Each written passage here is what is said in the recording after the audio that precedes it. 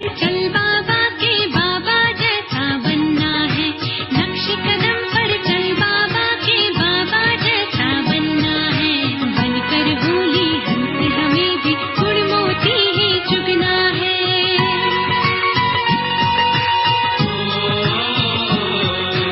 नक्श कदम पर चल बाबा के बाबा जैसा बनना है। बनकर भूली हमें भी गुड़ मोती ही चुगना है। गुड़ मोती ही चुगना है।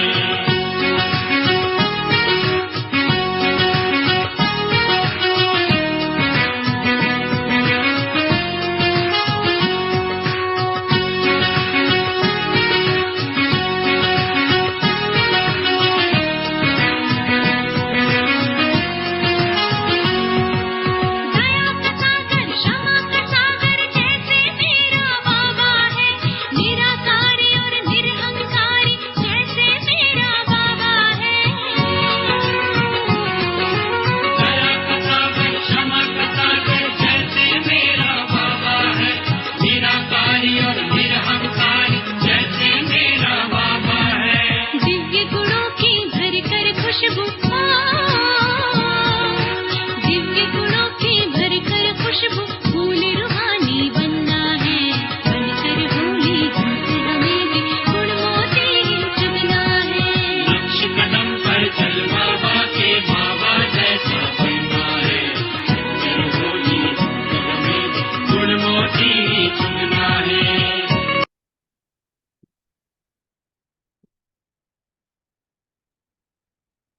ओम शांति। हम सभी ब्राह्मणों का लक्ष्य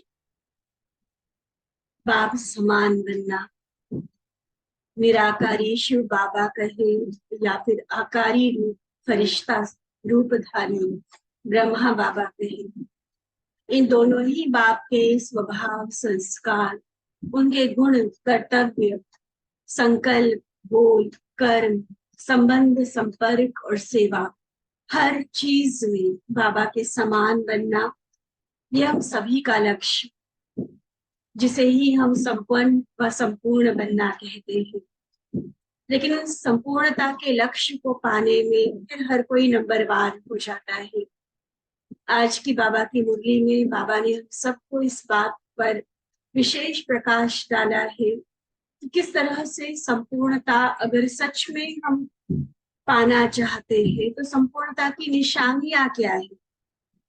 आज हम जिस मुकाम पर है, पुरुषार्थ के आधार पर जहां पहुंचे हैं, वो वास्तव में उस लक्ष्य से कितना नजदीक है या दूर है, ये हम परख सके। इसके लिए बाबा ने आज वो निशानियां हमारे सामने रखी है। समीप अगर है तो क्या निशानी होगी, अगर दूर है तो उनके संकल्प या भावनाएं या पुरुषार्थ का लेवल कैसा होगा, ये सब बातें बाबा ने आज स्पष्ट की है।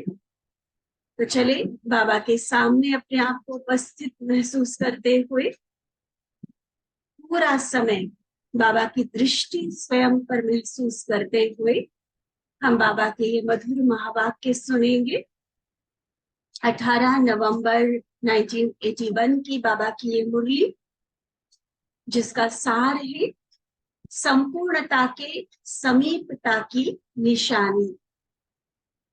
संपूर्णता के समीपता की निशानी।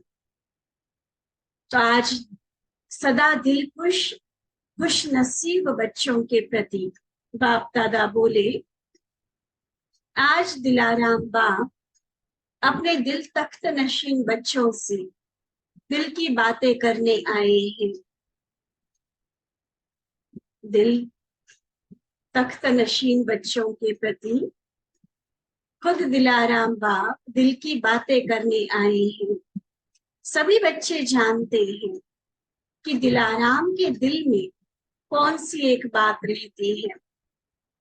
दिलाराम बाबा के दिल में सदा सर्व को आराम देने वाले ऐसे दिल वाले बच्चे सदा दिल में रहते हैं। कितनी खुशनसीबी की, कितने भाग्य का नशा अनुभव करने की बात बाबा ने कही कि दिलाराम बाबा के दिल में कौन है? हम बच्चे। बाबा की दिल में सर्व बच्चों के प्रति एक ही बात यही है कि हर एक बच्चा, विशेष बच्चा, विशेष आत्मा विश्व का मालिक बने। साधारण कोई भी ना रहे मेरा बच्चा, हर बच्चा विश्व का मालिक, विशेष आत्मा बने, विश्व के राज्य भाग्य अधिकारी बने। हर एक बच्चा एक दो से श्रेष्ठ, सजा सजाया, गुण संपन्न, शक्ति संपन्न नंबर 1 बने। सुन रहे बाबा की आश? मीठे बाबा मेरे प्रति क्या चाह रहे हैं? बाबा मुझे कैसा देखना चाहते हैं? एक दो से श्रेष्ठ, सजा सजाया, गुण संपन्न, शक्ति संपन्न, और नंबर 1 की लिस्ट में बाबा मुझे देखना चाहता है। हम खुद को कहाँ देखते हैं? क्या जो बाबा की मेरे प्रति आश है, उस आश को, बाबा उस अरमान को पूरा करने का संकल्प है मन में? जैसे बाबा आज बता रहे हैं, इसी तरह से अन्य कई मुरलियों में बाबा का होती है ये बात कि बाप दादा चाहते हैं। तो जैसे अभी भी बाबा ने कहा कि बाबा नंबर 1 की लिस्ट में देखना चाहते हैं। अब हमने जो कुछ चाहा वो तो बाबा ने पूरा किया। क्या बाबा जो चाह रहे हैं वो पूरा करने के लिए मैं रेडी हूँ, या उसके लिए फिर अलग अलग बहाने देंगे? कभी संस्कारों का, कभी अलग अलग बंधनों का, कभी परिस्थितियों का, कभी विघ्नों का। क्या कहते हैं सब? है रेडी कि बाबा जो आप देखना चाहते हैं हम बन कर दिखाएंगे, नंबर 1 में आके दिखाएंगे, एकदम दृढ़ संकल्प। और बाबा की मुरली सुनते हुए, बाबा को सम्मुख देखकर ऐसा जो दृढ़ संकल्प हम करते हैं, उसमें सच में बाबा का हमें वरदान भी मिलता है। सिर्फ बाबा हमारे सामने अपना अरमान नहीं रखते, लेकिन अपना वरदान भी हमें देते हैं। तो श्रेष्ठ, सजा सजाया, सर्वगुण सर्व शक्तियों में संपन्न नंबर 1 बन के दिखाएंगे। बाबा कहते हर एक की विशेषता एक दो से ज्यादा आकर्षणमय हो, जो विश्व देख कर हर एक के गुण गाए। एक भी बच्चा कम नहीं, एक एक जिस जिसको देखे बस उसके गुणगान करने का दिल चाहे। हर एक विश्व की आत्माओं के लिए लाइट हाउस हो, माइट हाउस हो, धरती के चमकते हुए सितारे हो। कितनी महान नजर से बाबा मुझे देख रहा है। पर्सनली बाबा के सामने खुद को महसूस कर, और नाम सहित बाबा मुझे बोल रहा है, ऐसे अनुभव कर। क्या कह रहा है बाबा? मेरे बच्चे, आगे अपना नाम जोड़ लो कि तुम कौन हो। विश्व की आत्माओं के लिए लाइट हाउस हो, माइट हाउस हो, विश्व के लिए चमकते हुए सितारे हो। हर एक सितारे की श्रेष्ठ कर्म, श्रेष्ठ संकल्प द्वारा जमा की हुई विशेषताएं व खजाने इतने अखुट हो,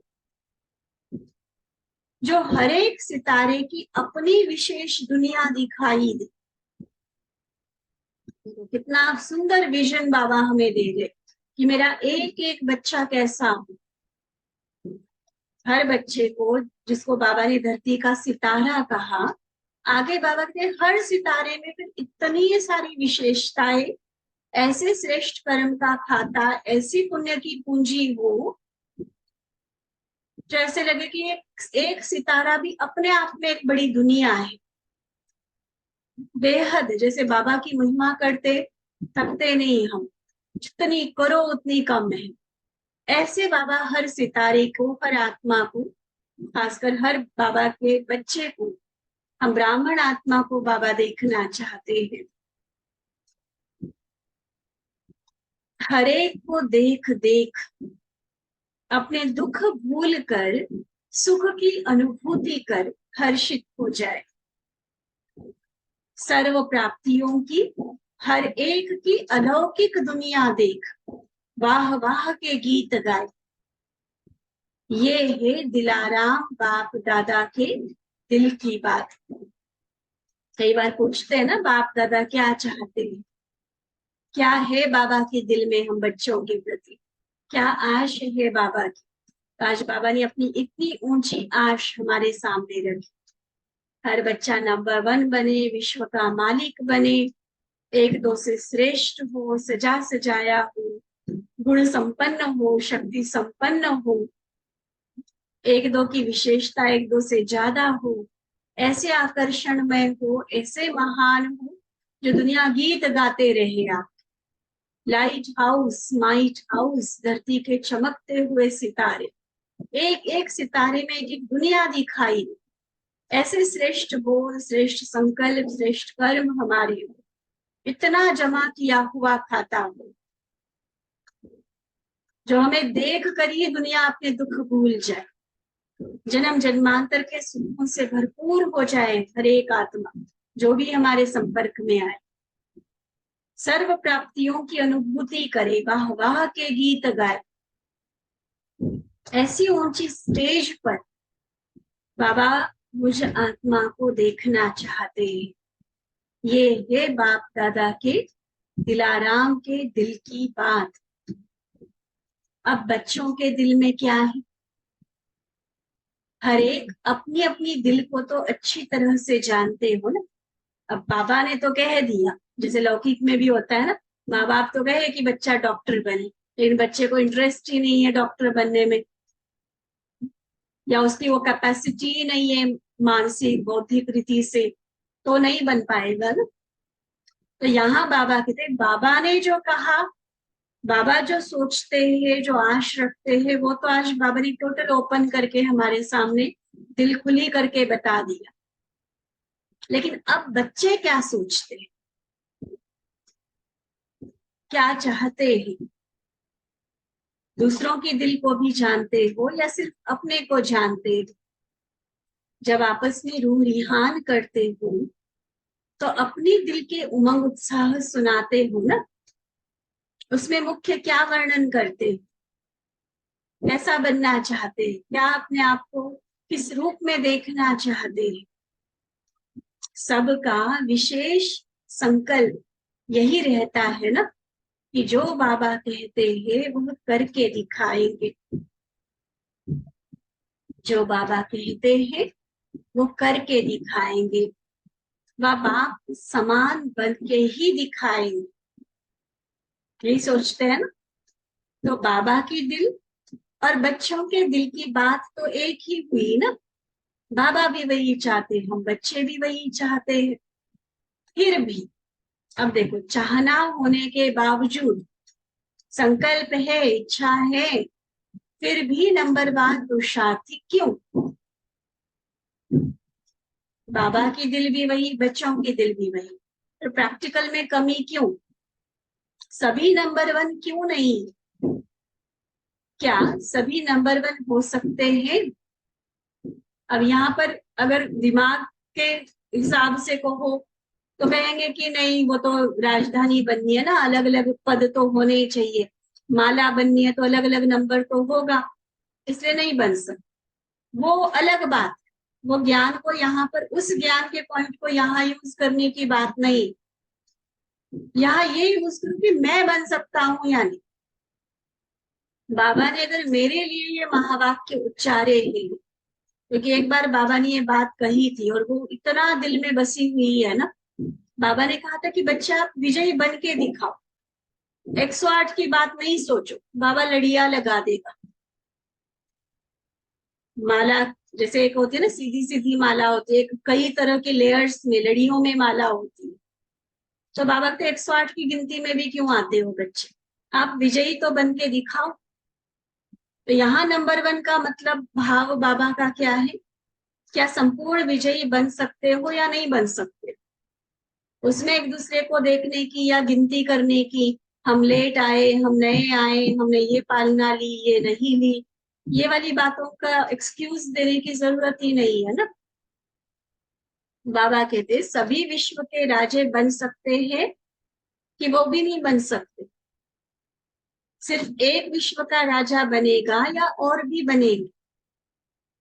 अपने अपने समय पर विश्व के राजे बनेंगे। फिर सभी क्यों कहते हो कि हम विश्व का राज्य ले रहे हैं?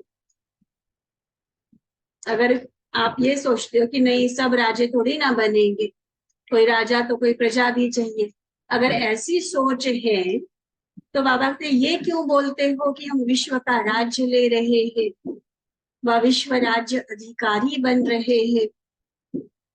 बाबा कहते राज्य में आएंगे या राज्य करेंगे? क्या विचार है अपने लिए? लिखो सभी कमेंट में, जो भी लिख सकते हैं टाइप कर सकते हैं। क्या विचार है? राज्य में आने वाले बनना है या राज्य करने वाले बनना है? अर्थात दूसरे शब्दों में राजा बनना है या प्रजा बनना है? अपने लिए क्या लक्ष्य रखा है?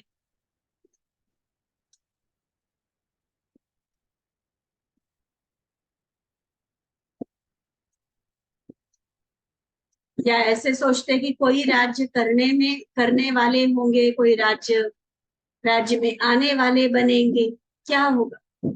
क्या सोचते हैं? प्रजा तो और भी बहुत मिल जाएगी, आप चिंता नहीं करो प्रजा की। बाबा देखो क्लियर बोल रहे हैं, आप ये कैलकुलेशन हिसाब लगाने नहीं बैठो कि कोई तो प्रजा भी तो बनेगा, राजा है तो होगा तो प्रजा भी चाहिए। बाबा कहते आप उसकी चिंता नहीं करो, बस सिर्फ राज्य में आने के लिए इतनी मेहनत थोड़ी कर रहे हो, इतना त्याग किया, इतना लोगों का सहा, इतना अपने मन को भी कई बार मारा, बार बार कहीं कहीं ऐसी आकर्षणों में जा रहा था, उसको बार बार संभाला, कंट्रोल किया। कई बार ब्राह्मण परिवार में कितनी बातों को हम सहते समाते, तो इतनी सारी मेहनत ऐसे कर रहे हो प्रजा बनने के लिए, राज्य पाने के लिए नहीं, राज्य में आने के लिए ये मेहनत कर रहे हो क्या? देखो बाबा कैसे खोद खोद के अंदर हमें वो चीज भर रहे हैं कि बच्चे मेहनत कर रहे हो, पुरुषार्थ कर रहे हो, राजयोग सीख रहे हो, तो प्रजा बनने के लिए थोड़ी, तो राज्य तो सब करेंगे ना, ठीक है? राज्य करने वाले बनना है, हम प्रजा नहीं।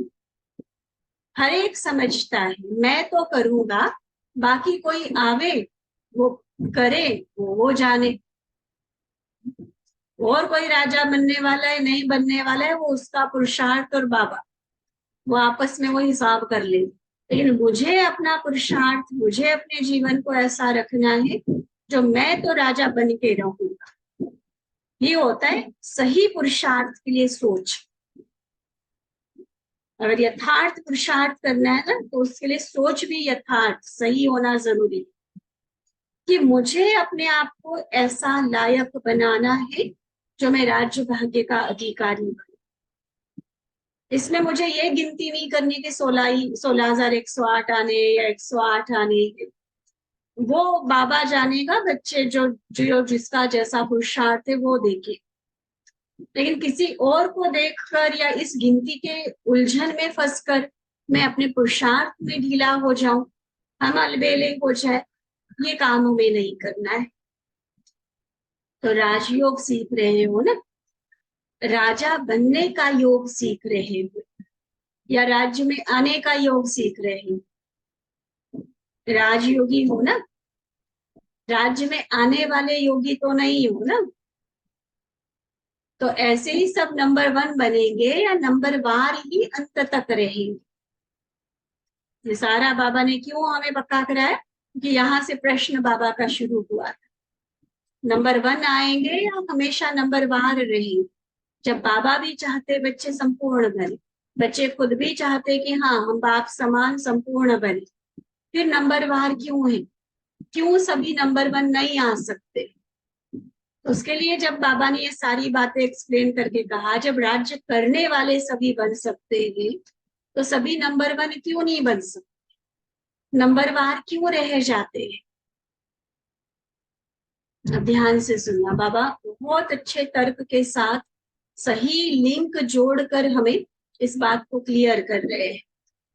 बाबा कहते पहले भी सुनाया था कि हर एक अपनी स्टेज के अनुसार अपने हिसाब से नंबर 1 तो बनेंगे ना, उनके लिए तो वही नंबर 1 गोल्डन स्टेज होगी जहां हमारा जाकर पुरुषार्थ पूरा होगा, वही हमारी संपूर्णता।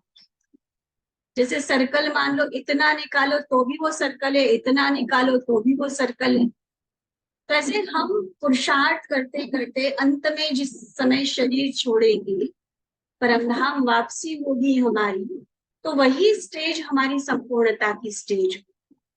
अब वो कोई की संपूर्णता की स्टेज कौन से लेवल की होगी, कोई की किसी लेवल की होगी, लेकिन कहलाएगी वही संपूर्णता, वही नंबर 1 गोल्डन स्टेज होगी। सबसे श्रेष्ठ नंबर 1 स्टेज, उसके हिसाब से तो अंत में बन ही जाएंगे, अपने हिसाब से संपन्न और संपूर्ण तो बनेंगे ही। सारे कल्प के अंदर उस आत्मा की नंबर 1 श्रेष्ठ स्टेज वही होगी। उसी स्टेज में आत्मा पहुंचेगी और वापस जाएगी। उस हिसाब में नंबर वार होते हुए भी नंबर 1 बन जाएंगे। ठीक है, क्लियर हुई बाबा की बात?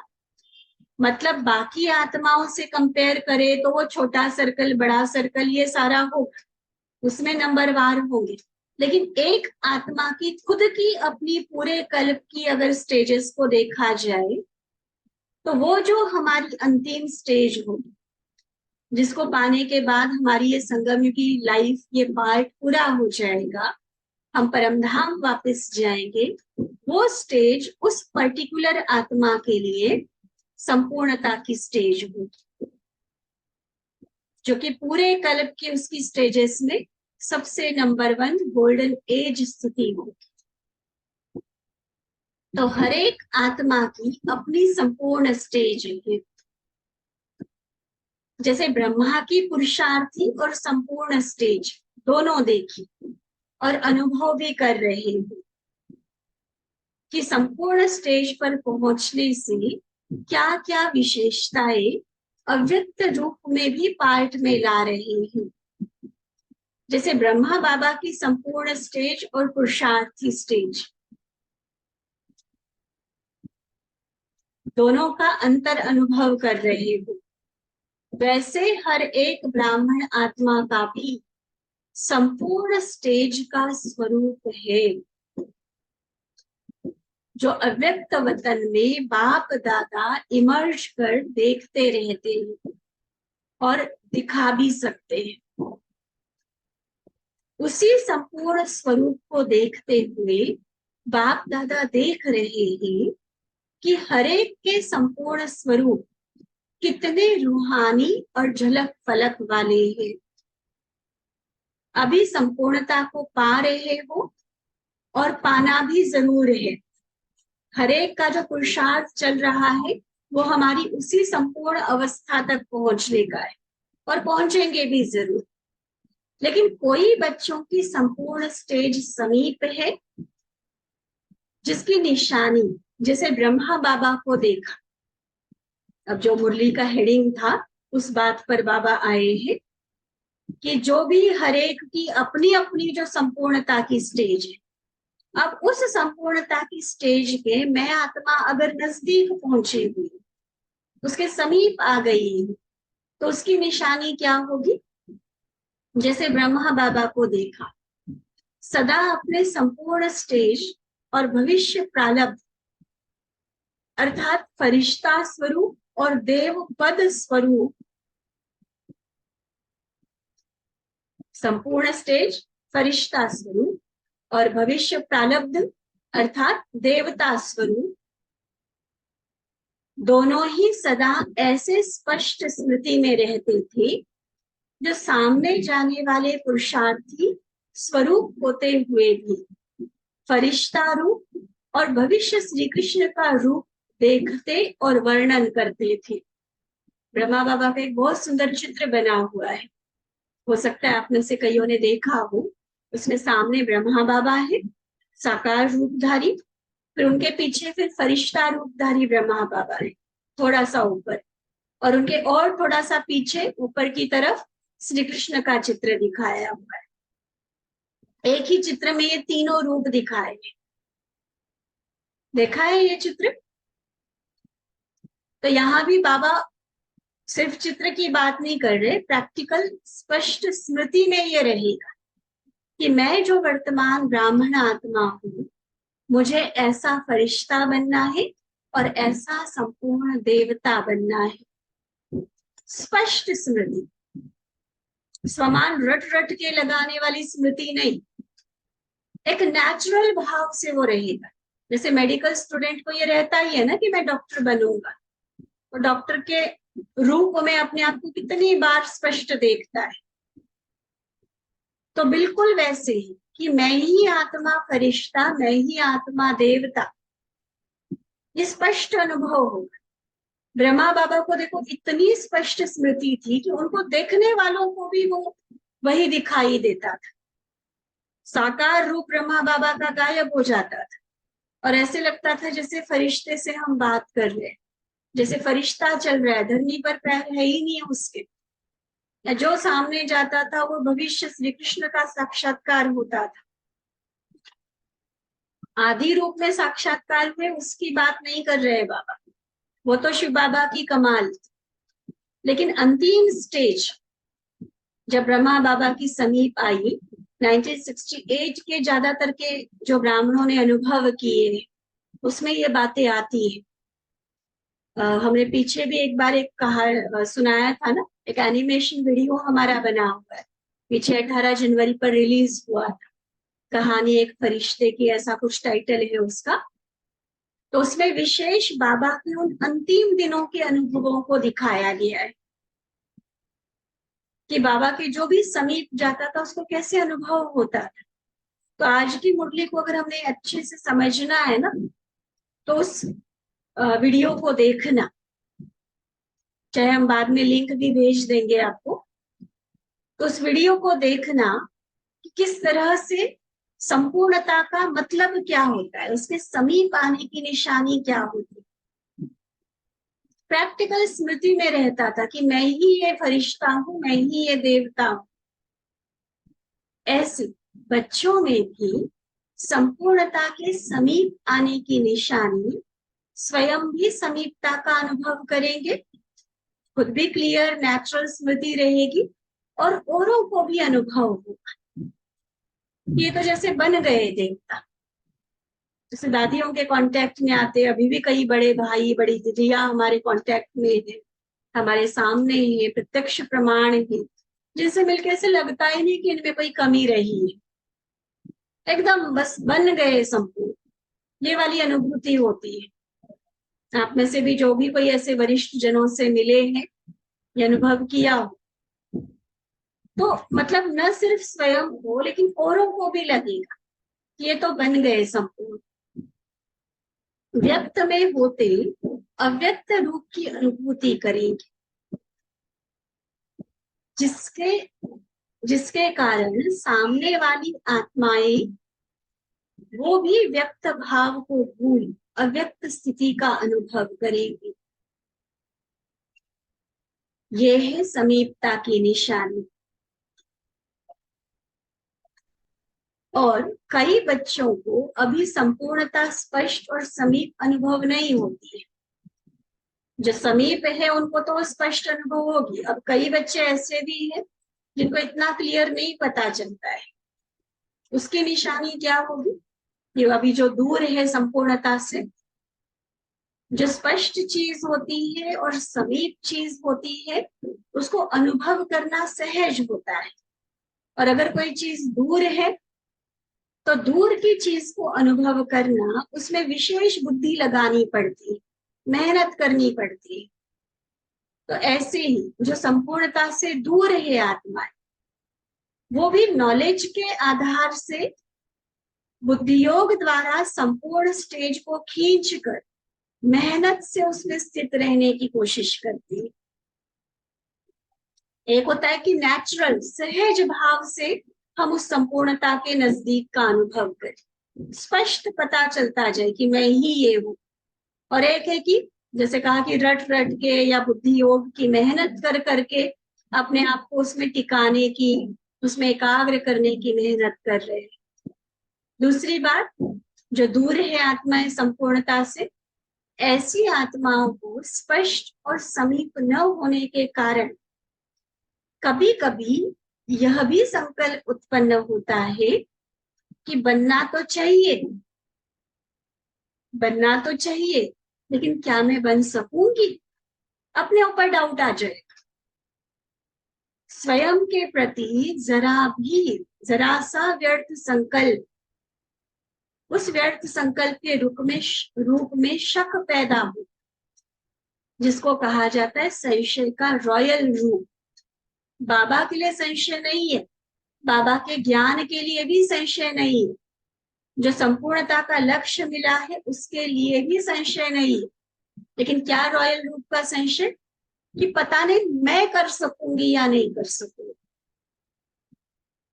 अपने ऊपर जो संशय आ जाता है, ये संशय का रॉयल रूप है। शक जरा सा लहर के माफिक भी आया तो ये गया, बस नाव में छेद हो गया, ये समझ वो तर नहीं सकेंगे, डूब जाए। लेकिन निश्चय बुद्धि विजयन, अपने ऊपर भी संशय क्यों? हम अपने आप थोड़ी ना आए बाबा के पास जो हम सोचे कि कर सकेंगे या नहीं। बाबा ने सिलेक्ट किया है ना। कलयुगी दुनिया से कलम छांट के संगम युगी नया झाड़, बाबा ने हमें सिलेक्ट किया है ना। आज अगर हम संगम युग पे हैं, आज अगर हम इस ब्राह्मण परिवार में हैं, इस हीरे तुल्य जीवन में हम जी रहे हैं, तो अपनी चॉइस थोड़ी जो हम सोचे कि पता नहीं आ तो गए, बन सकेंगे या नहीं। अरे जिसने सिलेक्ट किया उस पर भी तो भरोसा करो ना। वो ऐरे गहरे को थोड़ी ना सिलेक्ट करेगा। अगर कोयले की खान से छांट के लाया है तो हीरा ही लाया होगा ना। तो हम अपने ऊपर संशय क्यों करते हैं, शक क्यों करते हैं कि मैं कर सकूंगा या नहीं, मैं बन सकूंगी या नहीं?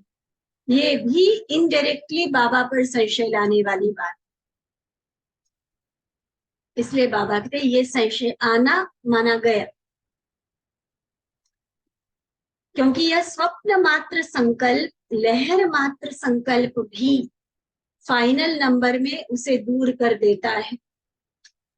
उसका विशेष संस्कार व स्वभाव अभी अभी बहुत उमंग उत्साह में उड़ने वाली, और अभी अभी स्वयं से दिल शिकस्त, बार बार जीवन में यह सीढ़ी उतरते चढ़ते रहेंगे।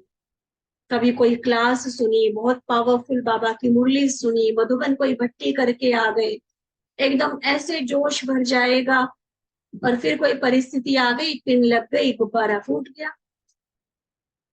ये हालत नहीं होनी चाहिए। कभी तो खूब उमंग उत्साह है और कभी एकदम दिल शिकस्त कि मेरा तो ये संस्कार बदलता ही नहीं है, मेरी तो ये आदत सुधरती ही नहीं है, मैं तो कर ही नहीं पाती हूँ, मैं तो कर ही नहीं पाता हूँ।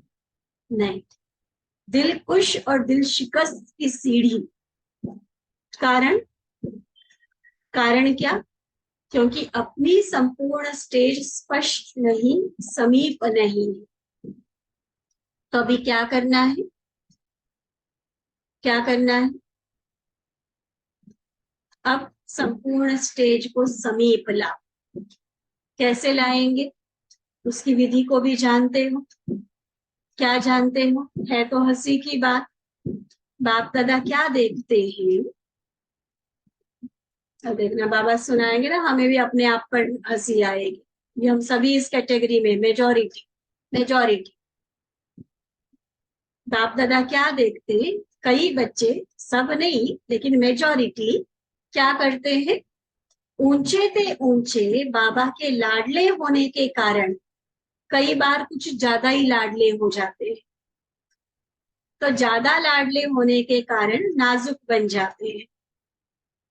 अब नाजुक तो नाज नखरे ही करेंगे ना। नाज नखरे भी कौन से करते हैं?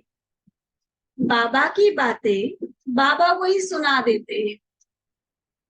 आप नाजुक बनते और बाबा को कहते कि हमारी तरफ से ना बाबा आप ही कर दो। बाबा ने क्या कहा है? बाबा मदद करेगा, प्यार देगा, वरदान देगा, शक्ति देगा, लेकिन किसको? हिम्मत का पहला कदम तो बच्चों को उठाना है ना। ये थोड़ी कि नाजुक छुई हुई बन जाओ और बाबा को कहो कि आप ही कर लो सब कुछ। इतने भी लाडले नहीं बनना है हमें। एक होता है कि सही वाला प्यार, दुलार, लाड़, प्यार जो बाबा का मिलता है, वो तो बाबा खूब लुटा रहा है, क्योंकि सारे कल्प में बस एक ही बार तो बच्चे मिलते हैं। तो वो प्यार तो बाबा का पाने के हम हकदार हैं, वो तो खूब लूटो। लेकिन उस प्यार में कुछ ज्यादा ही लाडले, कुछ ज्यादा ही नाजुक बन के सारे काम तो बाबा को नहीं कहो ना। ये थोड़ी कि हमारे बदले पुरुषार्थ भी बाबा ही करे। बाबा की बातें बाबा को सुना दे। जैसे खुद में सहन शक्ति की मजबूती कम है, ऐसे तो सहन शक्ति है सर्व विघ्नों से बचने का कवच। लेकिन कवच न पहनने के कारण नाजुक बन जाता। मुझे करना है, ये पाठ बहुत कच्चा रह जाता है। लेकिन कोई दूसरा करे या बाप करे, ये पाठ नाजुक बना देता है। डिपेंडेंट, बाबा ने हमें डिपेंडेंट रहना थोड़ी ना सिखाया है।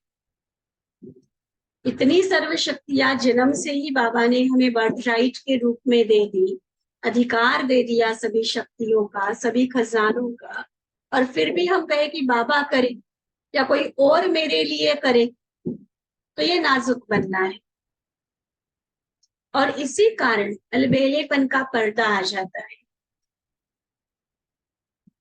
संपूर्ण स्टेज और हमारे बीच अलबेलेपन का पर्दा आ गया, और इसीलिए संपूर्ण स्टेज समीप और स्पष्ट दिखाई नहीं देती। इसलिए तीनों लोकों में चक्कर लगाने के बजाय, बाबा ने तो सैर करने के लिए कहा, बच्चे तीनों लोकों की सैर करो, स्वर्ग की सैर करो। उस मनोरंजन वाली सैर के बजाय, दिल खुश वाली सैर के बजाय, कभी दिल खुश और कभी दिल शिकस्त की बातों में इसी दुनिया में या इसी सीढ़ी पर उतरते चढ़ते रहते हैं और फिर थक जाते हैं। इसलिए क्या करना पड़े?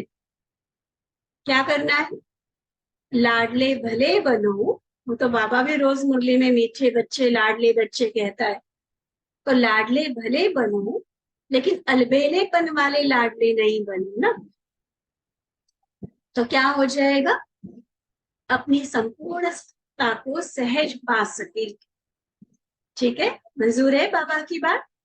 लाड प्यार खूब लो बाबा, लेकिन वैसे नाजुक वाले लाडले, अलबेलेपन वाले लाडले नहीं बनो।